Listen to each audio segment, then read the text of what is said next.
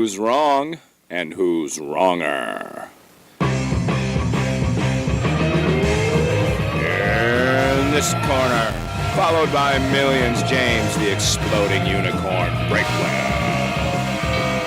And in that corner, ignored by millions, Steve Olivas. All right, thank you, everybody. And by everybody, I mean my mom and the mom of the guy sitting across from me. I just said, Alexa, call that one guy, and I got the unicorn, the exploding unicorn, James Breakwell. How are you today, James? I am good. I am happy to be that one guy. I am the only person who will answer the phone when you call. True fact, true statement. Sadly, I can't disagree with that notion. James is sitting across from me as my co-host on Wrong and Wronger, and you have tuned in, probably quite by accident, hopefully at the urging of either my mom or James' mom. James's mom, that's James with an apostrophe S, James being an English major, of course. Yes, James. I'm reasonably confident my mom does not recommend this podcast. She listened to it, and I don't think she listens to it anymore. I think that was the end. That pee in the shower episode was both our zenith and our downfall, all at the same time. You know what? It was a good place to peak, though. We got out there on the one issue that mattered, and now we're done. Now we're just resting on our laurels as we drift off into oblivion. That's okay. I'll tell you, though, the fans that we have are passionate. I don't know if you've been looking at Twitter, but the cake versus pie from last week, that generated a lot of feedback from people. And with you tagged in, at least my people, have been sending pictures of cakes and pies, and the war kind of continued to wage on after they listened. Yeah, if there's one thing people on the internet like to do, it's fight. I don't know if you've noticed that yet or not, but people enjoy not getting along. So this does not surprise me at all. At least they're disagreeing about something that won't kill anyone, or at least won't kill anyone yet. I mean, the cake war could escalate. Let's not, discount that possibility. We are a country divided, and obviously cake is the right choice, but we can leave that one in the rearview mirror, and we're going to move on this week after we say something nice about each other. But what is our topic of the week today, James? The topic is one that I got a lot of backlash for years ago, so I want to revisit old ghosts. The topic is, which pocket should you put your wallet in? The front pocket or the back pocket? How did this even come up? What was the scenario that made this relevant for you? I realized that everyone on planet Earth puts it in their back pocket and sits on it for no reason. And I wrote a blog article about, back when blogging was a thing, this is ridiculous. Put it in your front pocket. And I wrote 1,000 words on it, the most logical, airtight piece I've ever written. And I got destroyed on the internet. Everyone hated me for no reason. They had no valid counter arguments other than you're an idiot, which is a fair point. But I was still right. Still has nothing to do with wallet. Yeah, it was brutal. It was rough. We might have to, if the coin flip does not give me front pocket, I might just have to resign this podcast. I mean, I've got a lot riding on that coin flip, but I will honor it. All right. Simply because you did last week with cake versus pie. And I know that killed you inside. In the aftermath, it killed you too. That you're a cake person and I'm a pie person. We had to actually argue the opposite of our gut. After I finished that podcast, I went and threw up. It was a rough one. Well, that probably had more to do with, as this week, I'm not wearing pants. Oh, again, I thought we were going to get one episode without it. You know why we have listener problems? That right there. You cut out that one sentence every week, our listenership doubles. I guarantee it. I'm in that happy zone between showering and putting on pants where podcasting is ideal. It's just a safe space for me. No, I know what you do in the shower. I don't think so. The whole process should just be cut out from public broadcast. I think the world would be a better place. If people check, there was a celebrity who also pees in the shower that I was alerted to by one of my crack followers on Twitter, and I tagged you in on the tweet. It's just the information keeps pouring in, and it's all loaded on my side. What was that celebrity's name again? She is the wife of a Tennessee Titan wide receiver, and her name is Jessie James Decker. Okay. So her bio said, yes, I pee in the shower. It also says she's a singer, and her song is gold, okay? You pointed that out rather eloquently. I did, and I just, that's her whole thing. I think she's making a living off singing and peeing in the shower. Well, what a great place to be. You found your soulmate a few years too late, Steve. Make sure your wife doesn't know you found this lady. I find as I get older, I have less and less in common with 20-somethings. And it's weird because I feel like they should look at me as a peer, but they see me as like a creepy old man. And they say things like... It's funny how they see you accurately. Well, pants notwithstanding, I don't want... We can get into a whole ageist kind of debate someday, but we got to get into wallet. Front pocket versus back pocket, and we'll just have to hit the niceties quickly. I will say that James, he at one point, and I think everybody remembers this iconic piece of art, at one point he was visiting the Philadelphia Museum of Art, and the statue of Rocky leaned over and high-fived him on the way past. It was incredible. I may have been hallucinating. It may have been real. We may never know. But it was by far the greatest moment of my life. Forget my wedding. Forget the birth of my 4 kids. That high five is where it's at. Well, it did make ESPN, and that's where I heard about it. So good on you. Good on you. And I would like to congratulate you for your strong geography knowledge, even Thanks. if it's maybe not the commonly accepted knowledge. I know for a fact that you have a globe in your home that you have edited out California and Newfoundland. I don't know what you know that the rest of us don't, but they are off your globe. California, the world should be on alert. Yeah, no. California, they know what they've done wrong because I've tweeted about it. They have the highest taxes of any state in the union and the worst infrastructure. Southern California is a mess. The airport is just a dump. That the roads have trash on the side. Where is all the tax money going? And Newfoundland they're just weird. Well, that's a fair point, but did you ever think that maybe California stopped investing in infrastructure so you'd stop going there? Like, you're naming all the things that allow you to enter Southern California. They're giving you a very clear hint here, and you will not take it. I have made my point, and if any Southern Californians visit my home, they will see that it was actually ripped out using a butter knife and the end of a ballpoint pen. So it's not a clean cutout, but it is missing. Is there any other way to do it? I mean, I'm pretty sure that's how all the globe makers edit things. Well, I'm going to flip the cruel coin of fate, and it did not land on the happy side for either of us last week.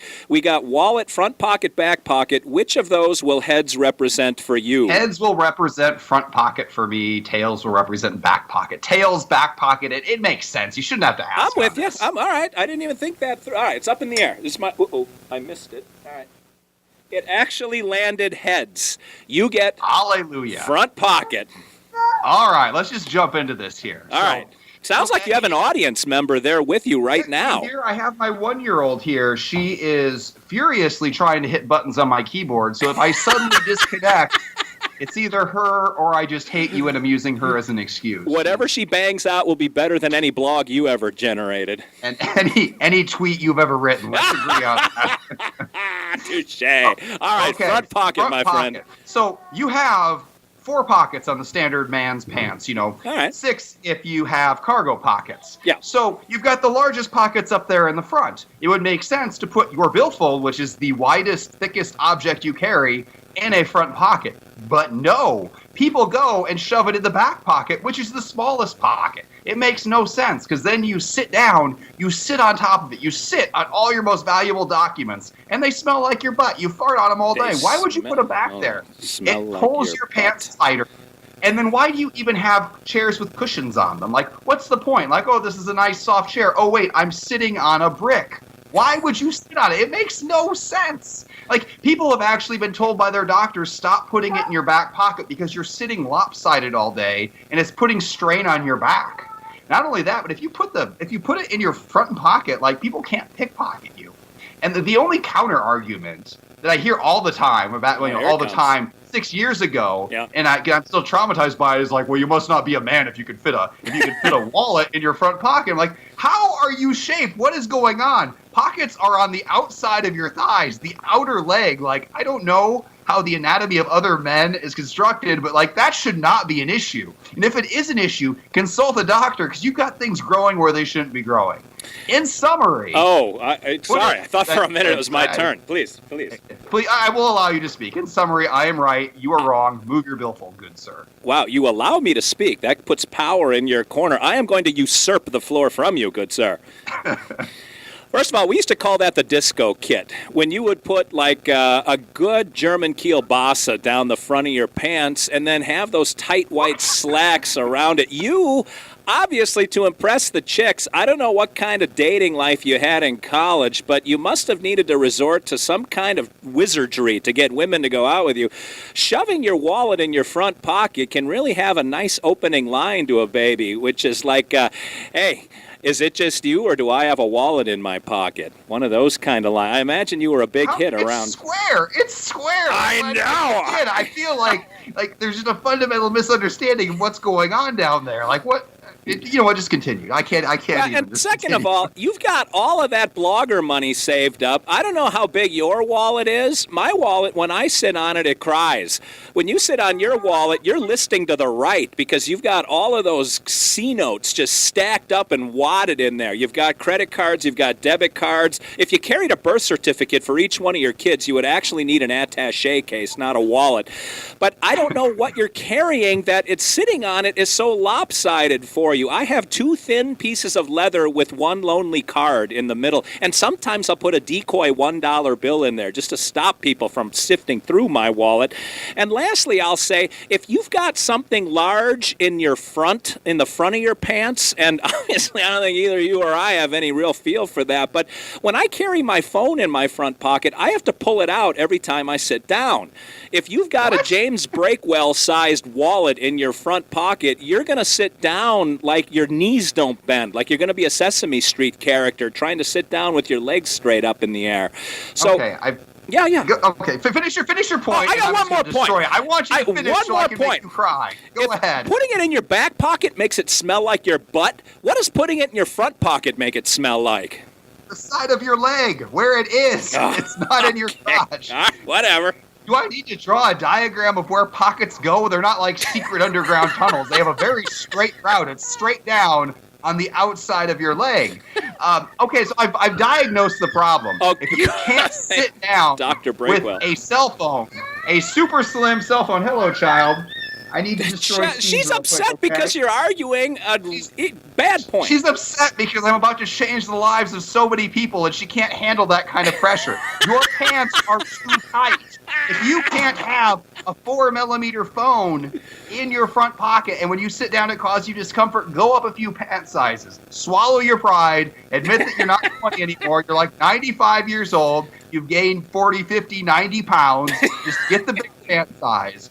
Then you can put your wallet and your cell phone on each side of your front pockets. You won't have to sit on anything. Like, doesn't that get uncomfortable? Do you really sit on your wallet all day? It's not about thickness. It's about square inches, surface area. That if you put something in the crease of your hip, you can't sit down or it's going to jab you in the bottom of the gut and the top of the thigh. What?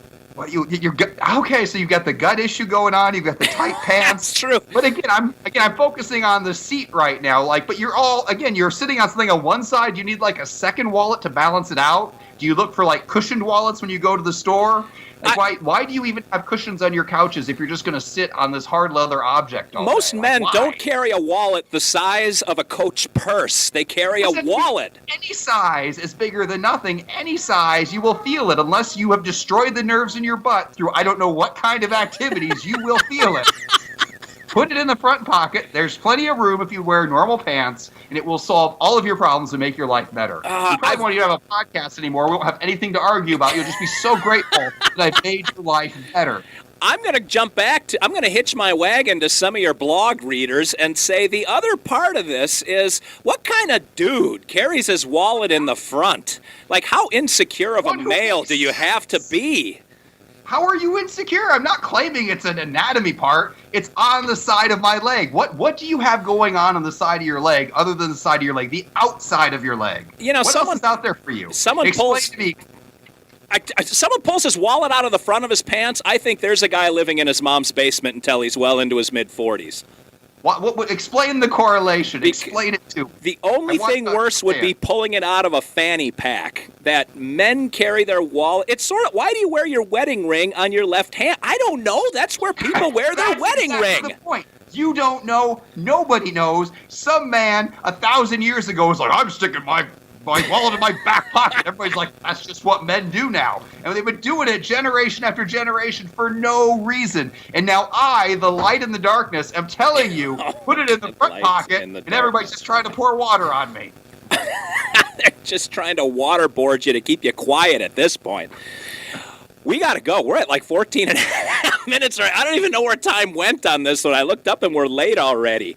Do you feel like you've had all the time you needed to say what you need to say on this insane topic? I have realized that it's just like I'm just talking to a wall here. It's not going to do any good. So please continue living your miserable existence with the wallet in the back pocket. Like cake versus pie. Oh, sorry, please. I thought I was the one who did the rap, but if you want to just trail off into the sunset like Thelma and Louise, go right ahead.